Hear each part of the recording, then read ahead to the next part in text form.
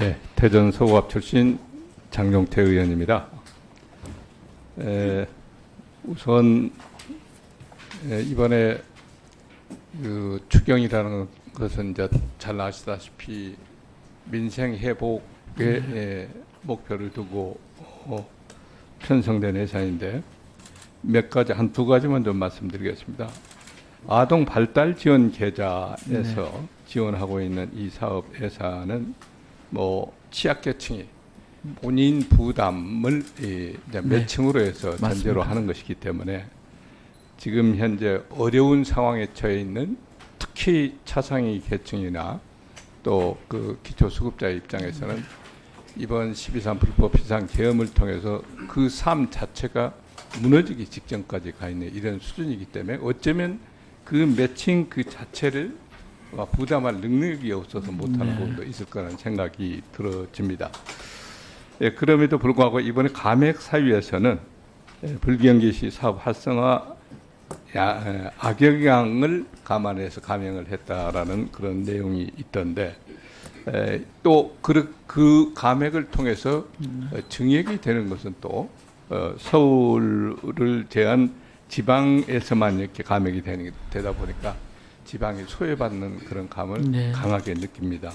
이런 것이 좀 해소돼야 되겠다는 생각이 좀 들어지고요.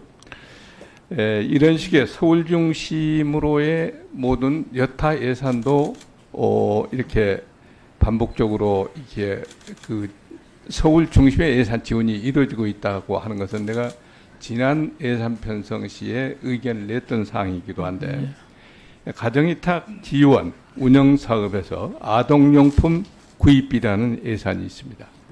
이것도 서울은 증액해서 편성을 하고 심사 과정에서 지방 취약계층 아이들의 편성이 제외되는 이런 것이 발생을 했는데 이런 것은 철저하게 좀 지양이 돼야 되겠다 하는 말씀을 드리면서 이 동사업, 지금 뭐 아동 발달 지원 계좌 이 사업에도 성과 달성 지표를 그 지표의 가입률이라는 게 있지 않습니까?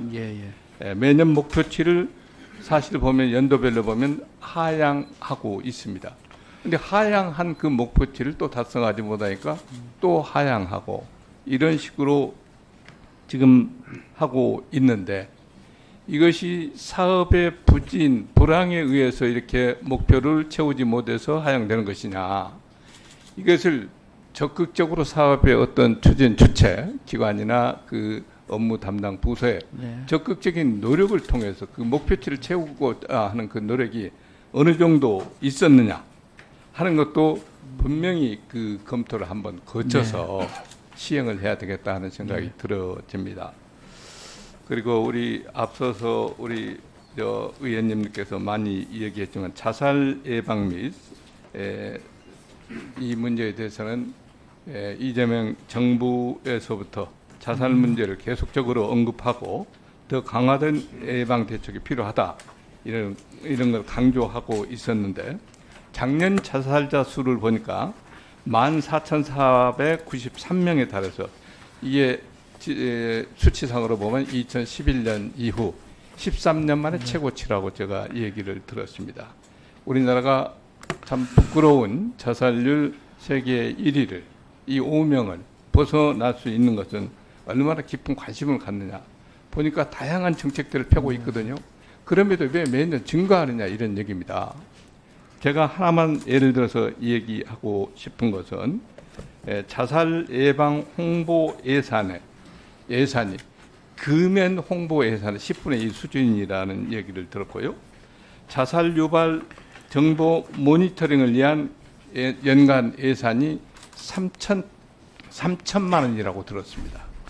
그거 3천만 원 그 예산 가지고 제가 알기로 자살 모니터를 신고 건수나 이 내용을 보면은 40만 건 정도가 1년에 신고가 되고 모니터링을 통해서 정말 이게 위험성이 있는 모니터링을 삭제하고 하는 것도 6만여 건에 이른다고 하는데 이 3천여만 원의 예산을 가지고 한 명이 그것을 관리하고 있다는 것을 내가 들으면서 내가 정말 깜짝 놀랐었는데 이 소소한 부분에 예산도 좀 투입을 하고 강화를 시켜야 되지 않겠느냐. 네. 이걸 강력히 주문하고 네. 좀 강화된 대책을 좀 한번 세워서 네. 보고 좀 부탁드립니다. 예. 그 아동 발달 지원 계좌와 관련해서 서울과 지방 간의 이 그 좀 균형이 안 맞는다고 말씀을 하셨는데 그건 저희가 좀 알아보니까 지금 이상으로 저기 그 지방에서는 추가로 그 가입자를 확보하기가 어렵다고 해가지고 아마 좀 삭감을 한 것 같은데 의원님 그 이 예산은 서울 예산하고 지방 예산이 나눠져 있는 게 아니기 때문에 집행 과정에서는 지역의 균형을 살릴 수 있도록 하겠습니다. 그리고 성과 문제도 좋은 말씀을 해주셨는데 계속 그 성과가 하향 조정한다고 하는 것은 구조적인 문제가 있는 거기 때문에 그 매칭 비율이라든지 그걸 근본적으로 좀 재검토를 해봐야 될 필요성이 있다 이렇게 생각이 듭니다. 그리고 홍보 예산 같은 경우는 지금 저희가 2020년부터 그 전담 인력 한 명의 운영 예산 3천만 원이 쭉 이어져 왔는데 이것도 좀 더 실효성 있는 예산으로 바꿀 수 있도록 노력하겠습니다.